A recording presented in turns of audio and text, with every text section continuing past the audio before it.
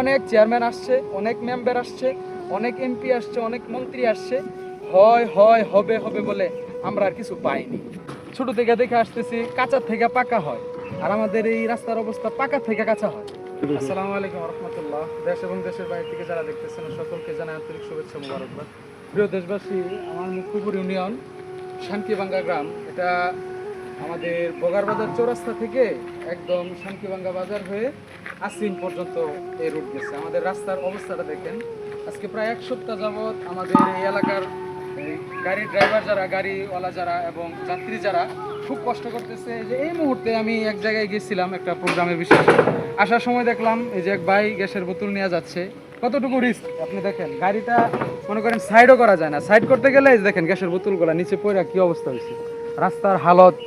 আর সামনে আমি দেখাইতে পারলাম না, এই জন্য দুঃখিত। ওইখানে প্রায় কয়েকটা গাড়ি রাস্তার মাঝখানে আটকে আছে। এরকম অবস্থা থাকলে আমরা চলাচল কেমনে করবো? সকলের কাছে করজোড়ে আহ্বান, আমাদের জন্য দোয়া করবেন এবং অবশ্যই আমাদের এই দেশের যে বর্তমান উপদেষ্টাগুলো আছে এবং সামাজিক মানুষ যারা আছে, নেতৃবৃন্দ, রাজনৈতিক বর্গবৃন্দ, আপনারা সকলে আমাদের এই রাস্তার দিকে, অন্তত আমাদের মুক্তপুর ইউনিয়নের প্রভাবশালী যারা আছেন, রাজনৈতিক ব্যক্তিবর্গ যারা আছেন, আশা করি দেশের স্বার্থে এবং সমাজের স্বার্থে, উন্নয়নের স্বার্থে, মানুষের উপকারের স্বার্থে আপনারা এইদিকে একটু ফিকির করবেন, একটু নজর দিবেন। আপনার অবস্থাগুলো আপনাদেরকে আরো দেখাচ্ছি, আপনারা দেখেন আস্তে আস্তে রাস্তার হালত। একটা ট্রাক গেলে পরে আরেকটা সিএনজি হইতে পারে না, এরকম একটা অবস্থা। এই গ্যাসের বোতল সব রাস্তার নামা। গাড়ির চাপ তো আরো ছিল গাড়ি চাপ। এই যে এই জায়গাটার মধ্যে অ্যাক্সিডেন্ট হয়েছিল, মানুষ মারাও গেছে, এরকম পরিস্থিতি।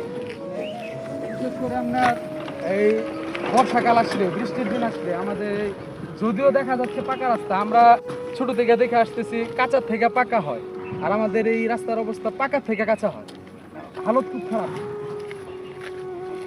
এই আপনার 1-2 কিলোমিটার না, এই হালকা একটু একটু বা 1 মিনিট বা 30 সেকেন্ড এরকম রাস্তা আপনি গাড়ি দিয়ে অতিবাহিত করবেন, দেখবেন এরকম এর চেয়ে পরিস্থিতি খারাপ। আপনারা সকলে আমাদের জন্য দোয়া করবেন।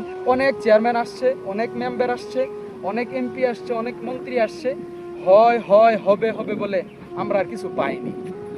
আর কি বলবো, বলার মতো ভাষা নেই। আসসালামু আলাইকুম।